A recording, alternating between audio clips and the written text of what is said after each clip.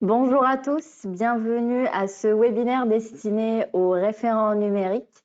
Je m'appelle Omaïma, je suis chef de projet sur la région Île-de-France. Je serai aujourd'hui avec vous pendant 45 minutes pour vous donner un petit peu toutes les informations nécessaires et les processus qu'il faudra connaître justement pour bien assurer votre rôle de référent au quotidien. Donc, je suis aujourd'hui avec Simon qui Bonjour à est tous. voilà.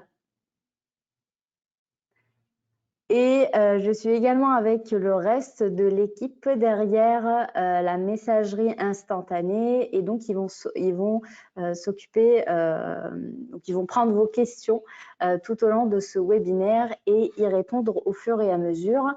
Évidemment, je prendrai également des questions à l'oral, mais ça sera plutôt des questions d'ordre général. Donc, sans plus tarder, je vais juste rappeler que sur vos écrans, vous voyez cette petite console qui vous permet un petit peu de prendre la main sur le webinaire, de la réduire donc si elle vous gêne. Et vous avez un document partagé, donc c'est le support de cette présentation d'aujourd'hui. Et vous avez donc juste là en bas un espace pour écrire toutes vos questions et donc c'est là où mes collègues prendront toutes les questions que vous allez poser.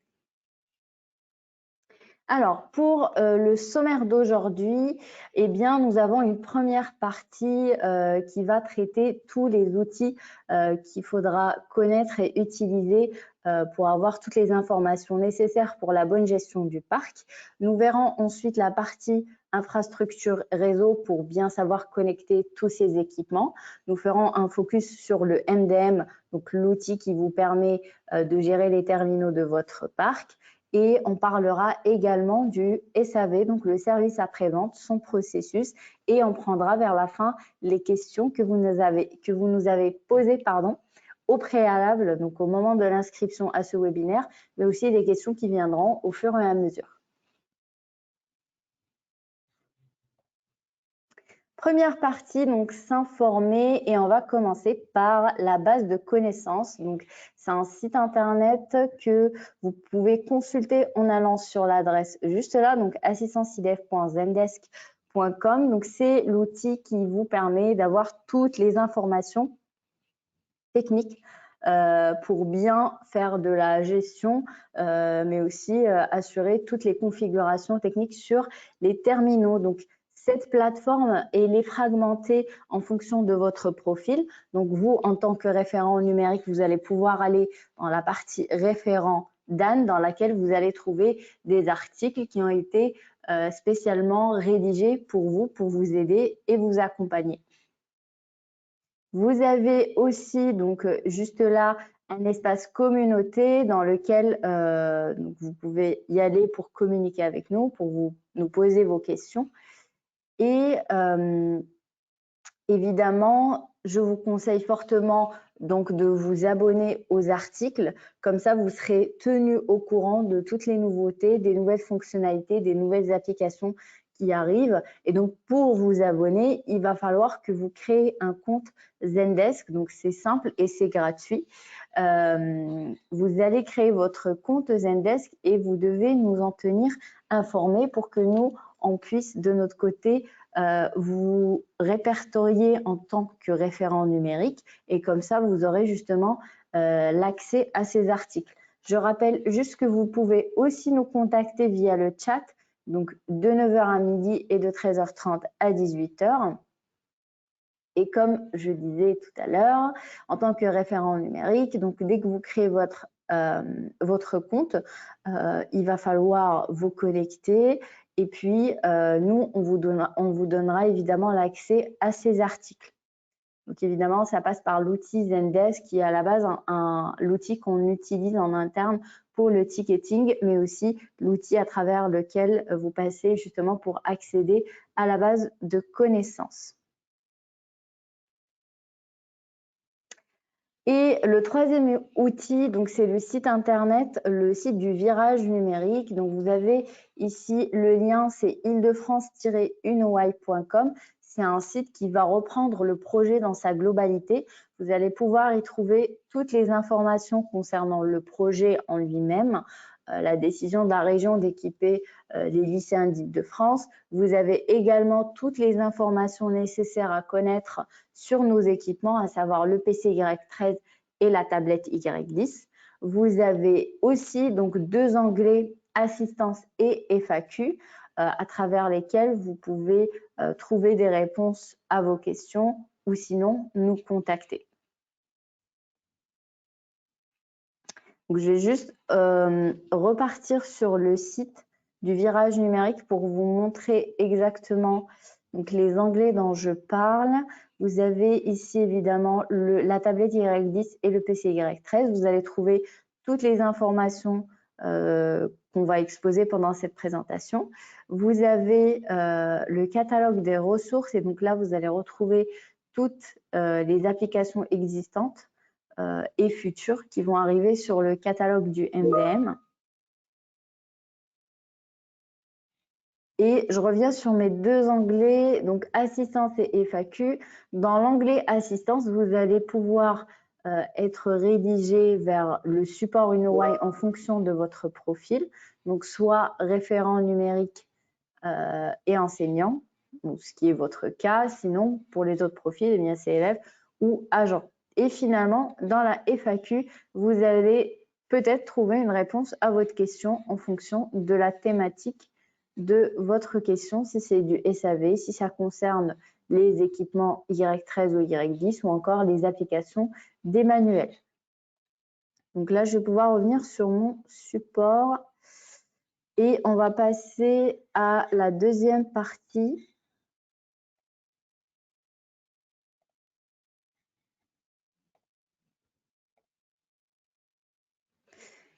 Infrastructure réseau.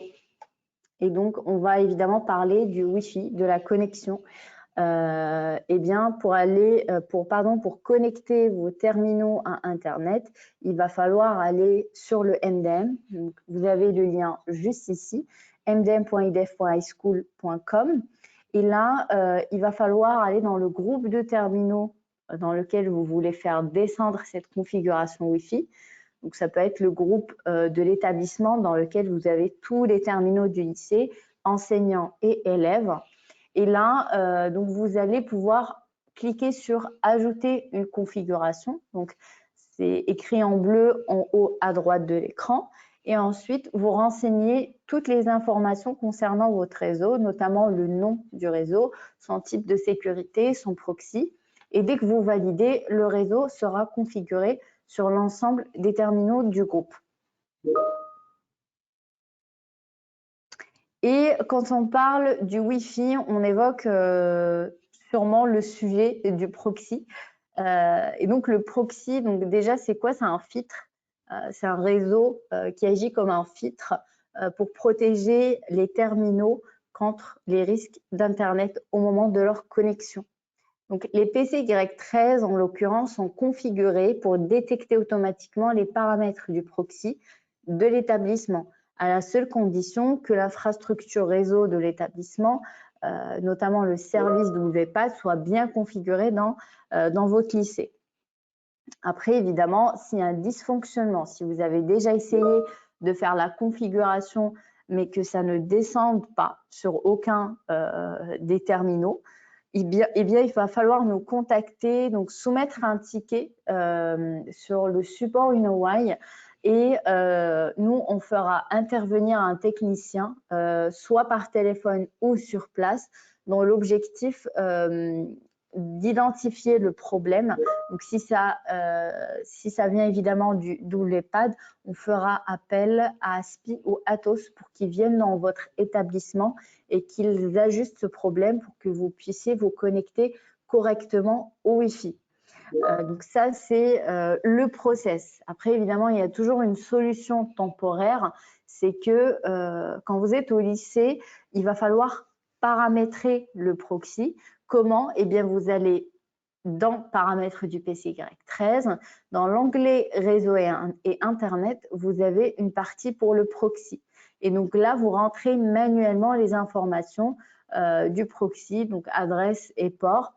Et là, ce sera configuré. Et dès que vous sortez de chez vous, de votre lycée pour aller dans votre domicile ou ailleurs, et pour vous permettre donc de vous connecter à notre réseau Internet, il va falloir de la même façon aller dans les paramètres, notamment réseau et Internet, et là, vous désactivez le proxy.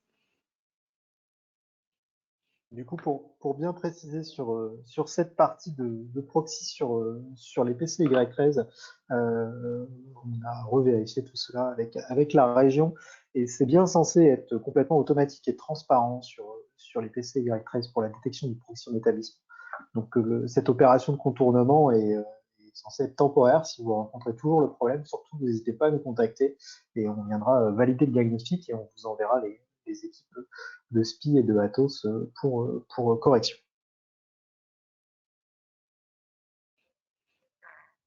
Exactement. Donc là, maintenant qu'on a vu un petit peu la partie réseau et infrastructure, on va pouvoir attaquer la partie MDM, donc sa présentation, l'ensemble des fonctionnalités qui sont disponibles sur cette plateforme-là, sur ce logiciel-là, et puis on verra également ce qu'est le Device Manager. Alors, le MDM, donc il est accessible, donc encore une fois, via le lien mdm.idf.iScoop.com. Donc, c'est un logiciel qui va permettre à la fois de visualiser l'ensemble du parc des terminaux, donc de voir l'ensemble des machines que l'on a dans son établissement, de pouvoir voir leur état de connexion, leur utilisateur.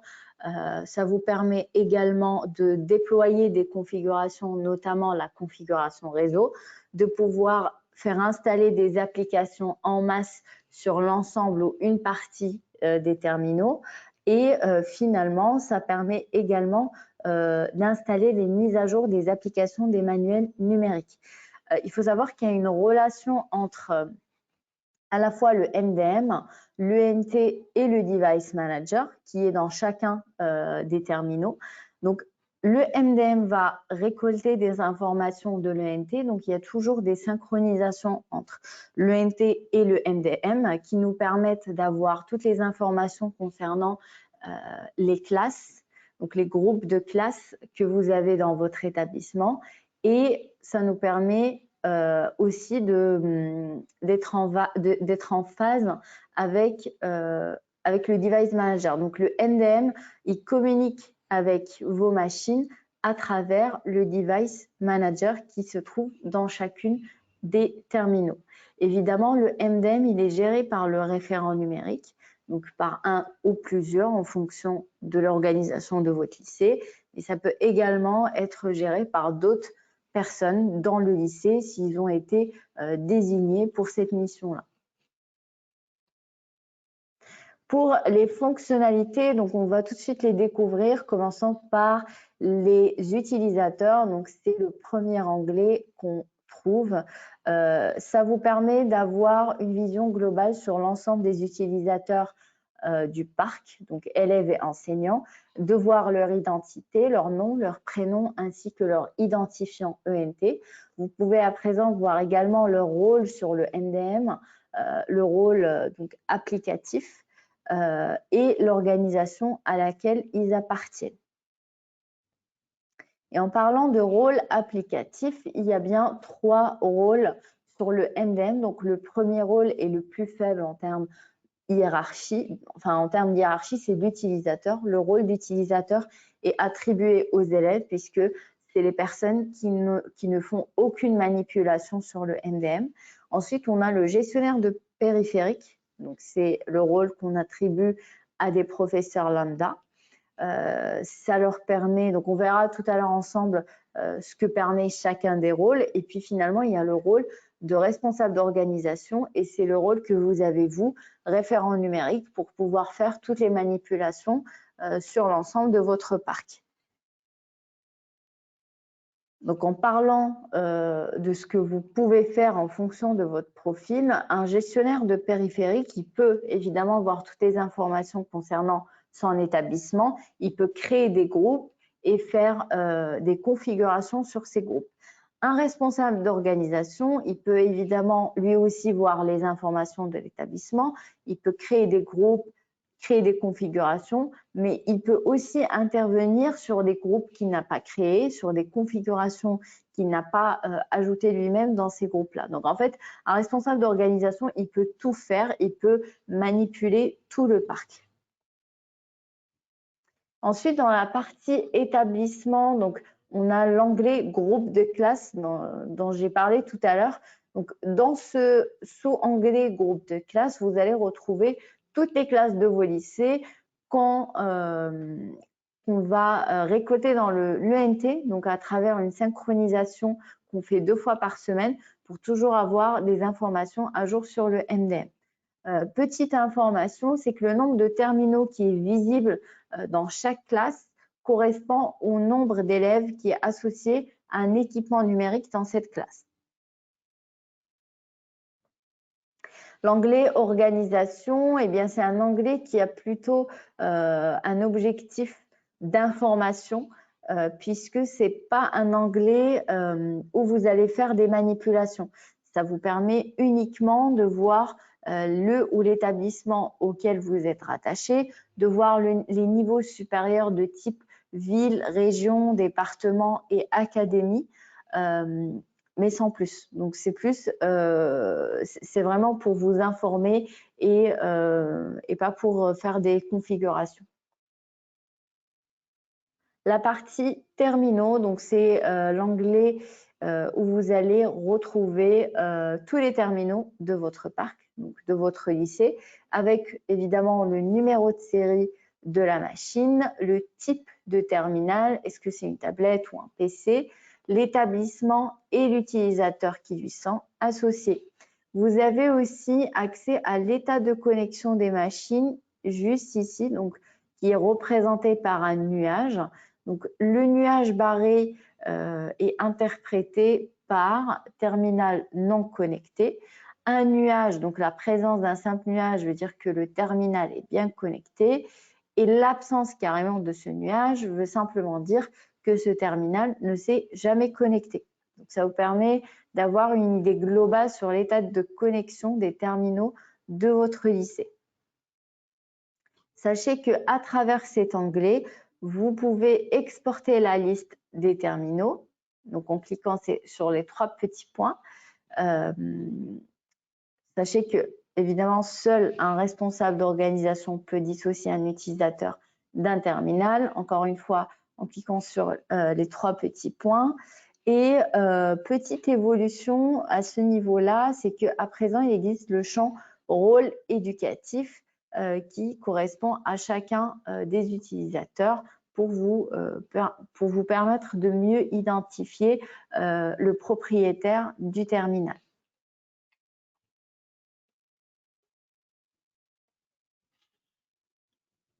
Dans la partie groupe de terminaux, donc dans le groupe de terminaux, vous allez avoir accès à l'ensemble des terminaux auxquels on a associé une configuration spécifique. Vous pouvez évidemment créer autant de groupes de terminaux que vous souhaitez. Et pour chacun des groupes, vous allez retrouver le nom, le nombre de terminaux qui sont dans ce groupe. Vous pouvez également faire installer ou désinstaller des applications. Ou tout simplement, de manière générale, faire des configurations sur chacun de ces groupes de terminaux. Ensuite, on a la partie catalogue d'applications. Donc, c'est là où vous allez retrouver toutes les applications qui sont disponibles pour être téléchargées. Vous avez le filtre type. Donc ici, si vous cliquez sur type, vous allez pouvoir filtrer sur de type Android ou Windows. Si vous voulez voir les applications Windows ou Android en premier. Et ensuite, après le catalogue d'applications, vous avez l'onglet configuration. Et là, vous allez retrouver simplement l'historique de toutes les configurations qui ont été faites dans chacun des terminaux de votre, dans chacun des groupes de terminaux de votre lycée. Évidemment, vous avez les 3 petits points qui vous permettent de supprimer une configuration. Et finalement, donc dans cette partie-là, comme je disais tout à l'heure, le Device Manager, c'est une application qui existe dans tous les terminaux, dans toutes les machines UnoY, tablettes et PC. Le MDM, il va collecter des informations, notamment celles des groupes de classe depuis l'ENT, pour les communiquer aux machines grâce au Device Manager ou à travers le Device Manager. Et donc, le MDM et le Device Manager, ils échangent des informations pour qu'ils soient en phase.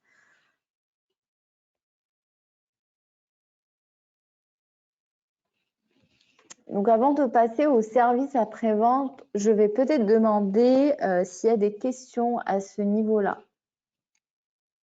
Pour le moment, c'est assez calme. On a une question sur les tablettes à destination des agents des lycées, savoir qui gère les tablettes. Il se trouve que les tablettes des agents des lycées sont gérées directement par la région, donc vous les voyez pas aujourd'hui depuis votre interface, vous, référent numérique. Pour l'instant, pas prévu que vous ayez la main pour gérer ces tablettes-là. Et les autres questions sont traitées pour le coup en direct pour le moment, donc on n'a pas de questions générales. Je te laisse reprendre. Merci Simon. Donc là, on va voir ensemble le service après-vente, donc la procédure SAV. Donc on lance dans le cas où on a des problèmes techniques avec le matériel. Donc si vous, enseignant ou élève, vous avez des soucis avec votre matériel, il va falloir nous contacter via le chat, donc idev.highschool.com/support, donc qui est juste là. Une personne de UnoY, donc du support, va prendre en charge votre demande, va l'étudier pour voir s'il y a possibilité d'apporter une réponse à distance et donc de régler le problème. Sinon, si ce n'est pas faisable, si le problème est plus compliqué que ça, nous lançons la procédure SAV et nous demandons à l'enseignant ou à l'élève de déposer le matériel défectueux auprès du gestionnaire SAV de l'établissement. La Poste va en parallèle envoyer un bordereau Colissimo au gestionnaire SAV pour qu'il puisse emballer le matériel en panne, mettre le bordereau Colissimo sur le carton et le mettre dans le réseau postal pour qu'il parte en réparation. Donc, quand le matériel arrive chez la Poste, soit il est réparé, soit il est échangé.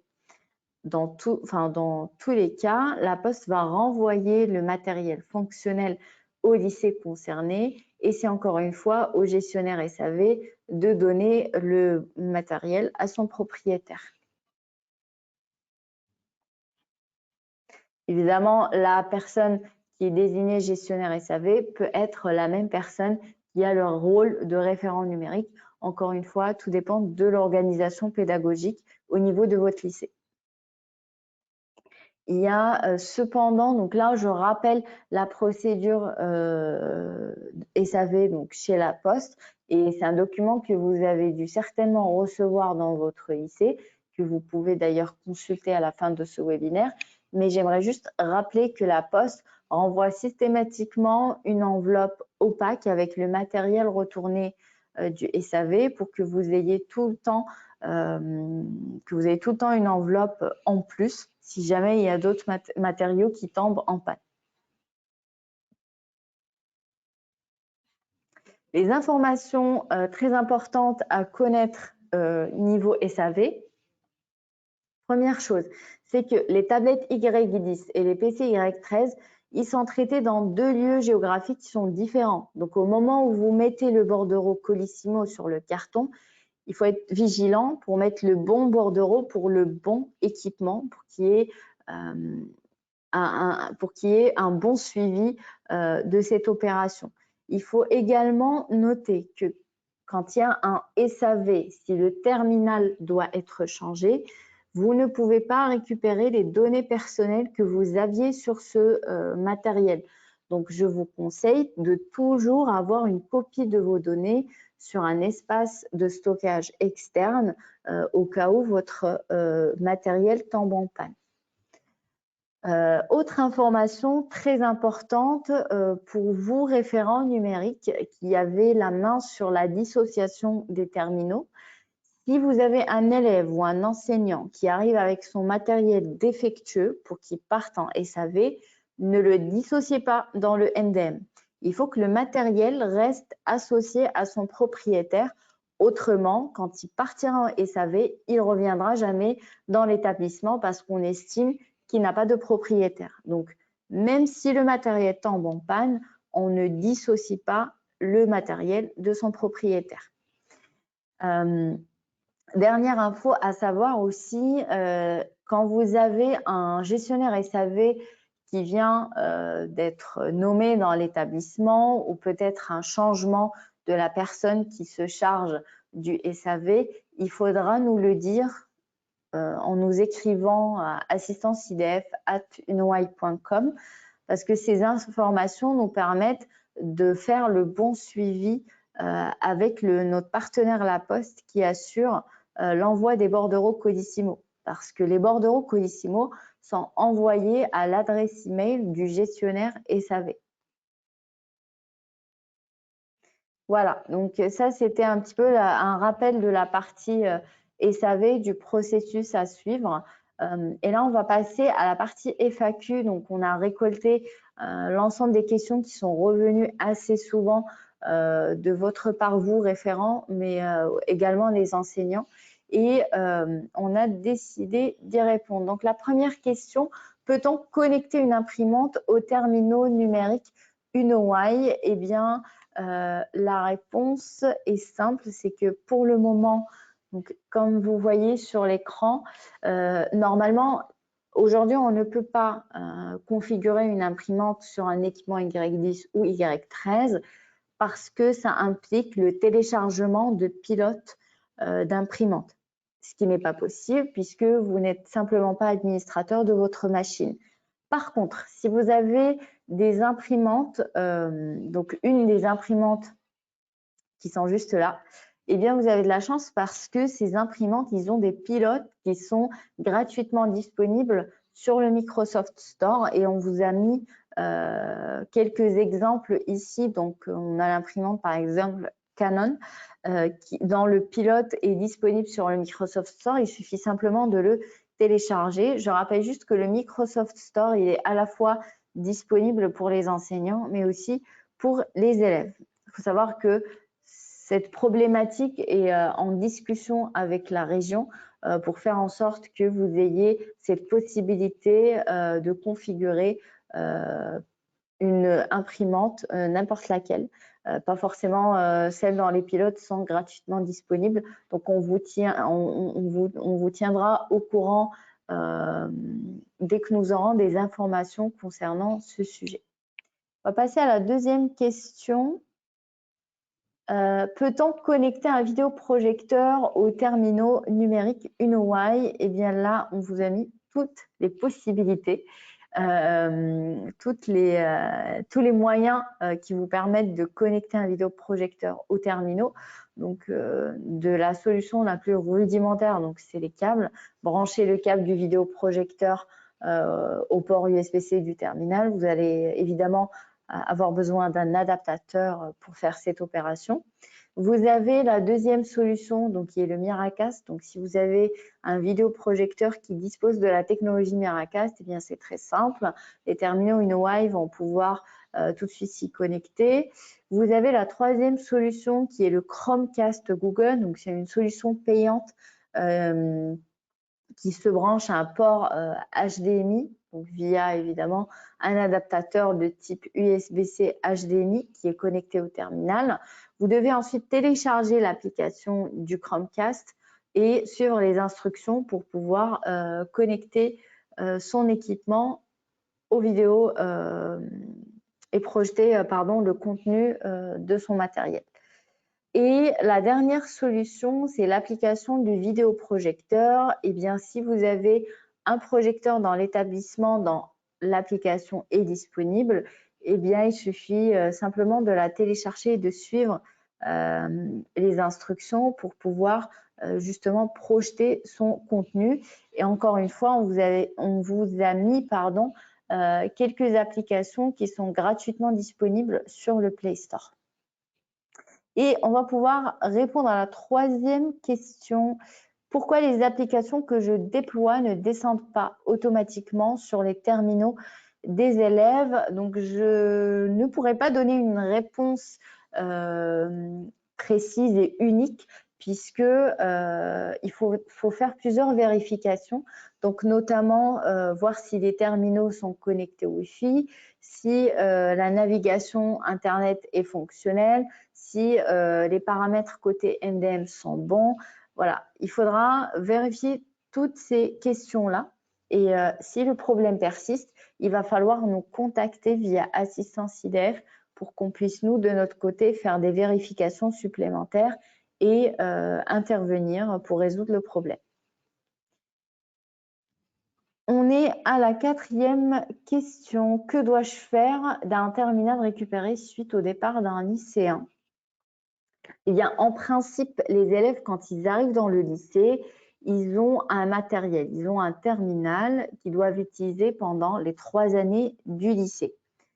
Normalement, s'ils changent, ils ne sont pas censés rendre ce matériel, sauf s'ils quittent la région d'Île-de-France pour aller dans un lycée en dehors de la région Île-de-France. Deuxième cas, maintenant, si l'élève vous rend le terminal, eh bien, déjà, dans un premier temps, vous ne pouvez pas l'attribuer à un autre élève par respect du RGPD, puisqu'il y a toujours des données personnelles dans ce matériel. Il faudra donc nous tenir informés, il faudra nous prévenir pour que nous, on puisse récupérer ce matériel et qu'on puisse faire une intervention technique pour réinitialiser ce matériel et pour qu'il puisse être réutilisé par une autre personne.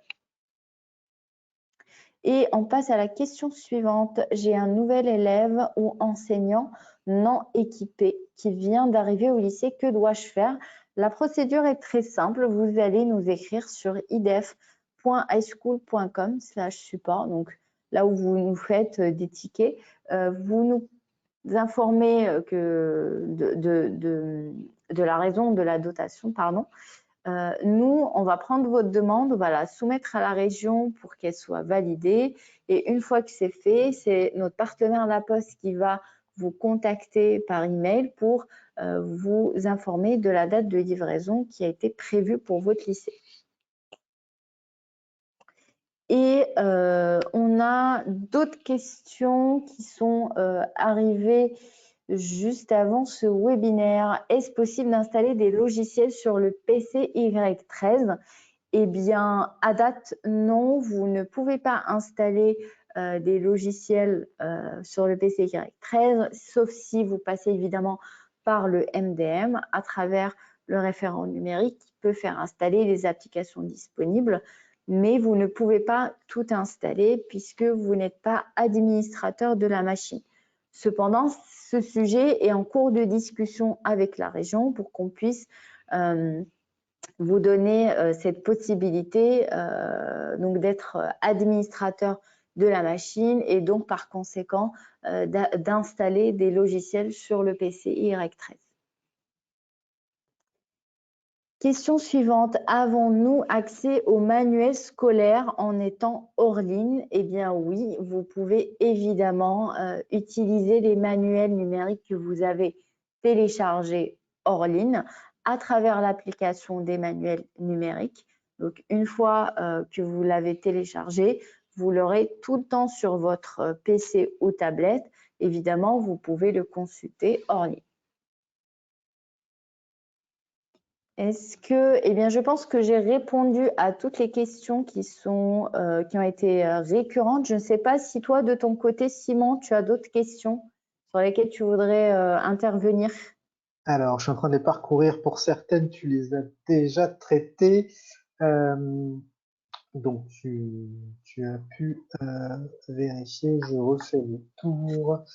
On a une question sur les mises à jour d'applications automatiques sur les tablettes. Alors, les applications qui ont été déployées par le MDM sont effectivement mises à jour automatiquement. C'est une mise à jour est disponible sur le MDM. Dans ce cas-là, vous allez effectivement la récupérer. Sur la partie droit administrateur, tu viens d'en parler. Du coup, pour compléter, des tests sont effectivement en cours en ce moment pour donner le droit d'administrateur aux enseignants sur leur propre machine. Je pense que la région prendra une décision d'ici la fin de l'année scolaire pour la rentrée prochaine, peut-être avant, dès qu'on a plus d'informations, on vous le signale. On a parlé des tablettes à jour juste avant, et je revérifie dans la liste puisqu'il y avait pas mal de questions qui viennent d'arriver. C'est un certain nombre de questions sur les bordereaux qui semblent être limités à 7 jours. Nous, la Poste nous affirme que ce n'est pas le cas, donc on va refaire un tour avec eux pour confirmer, puisqu'ils nous l'affirment tous les jours qu'il n'y a pas de limite. Donc on va revérifier avec eux, parce que ça ne semble pas être du tout votre expérience sur le terrain. Exactement. Et je reviens rapidement sur les bordereaux Colissimo. Donc, si vous envoyez votre matériel dans un bureau de poste qui refuse de prendre les bordereaux, n'hésitez pas à nous le faire savoir via le support UnoWhy. Comme ça, nous, de notre côté, on prend en charge le sujet et on informe ce bureau de poste de la nécessité de prendre en compte les bordereaux, puisque en vrai, il n'y a pas de date de péremption des bordereaux.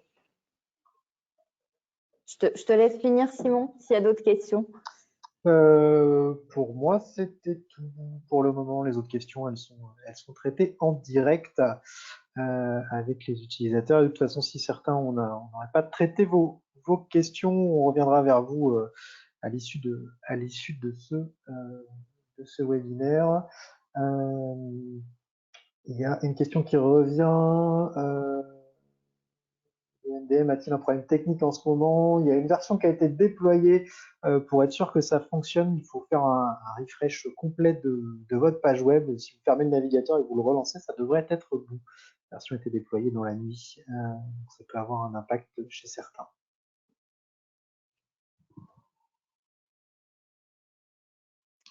Il y a une question sur les matériels cassés également qui vient d'arriver. Je vais la prendre, j'en profite.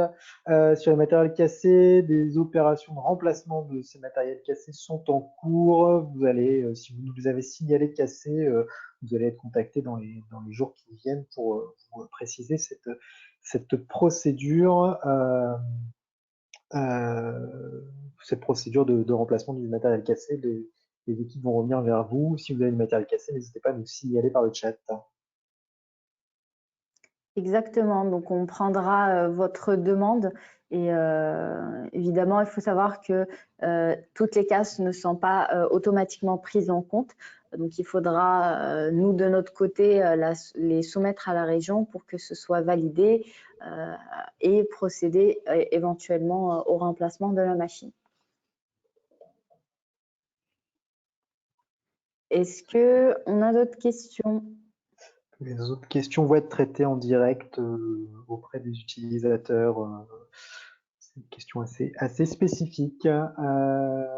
Très bien. N'hésitez pas, on a encore quelques minutes. Parfait. Eh bien, moi, pendant ce temps-là, je vais faire un rappel des liens utiles pour nous contacter, mais à la fois pour avoir les informations nécessaires. Donc, pour avoir toutes les informations un peu générales, n'hésitez pas à aller sur le site du Virage Numérique. Pour avoir les informations techniques, eh bien, n'hésitez pas à consulter la base de connaissances. Vous y avez accès à travers assistance-idef.zendesk.com.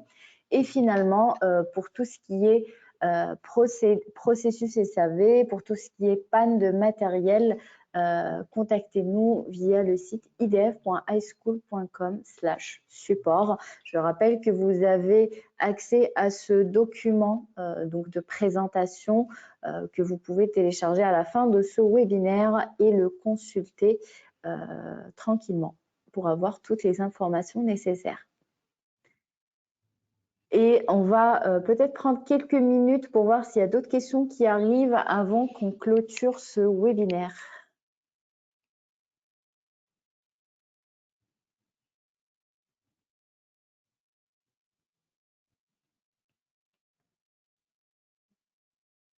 Évidemment, Hop, si je vérifiais les questions en même temps. Il y a une question sur la mise à jour des utilisateurs en fin d'année. Alors, en réalité, elle se fait en début d'année à la rentrée scolaire, puisqu'elle se fait avec le chargement de l'ENT qui est fait avec les données académiques à partir de la fin août et pendant le courant du mois de septembre.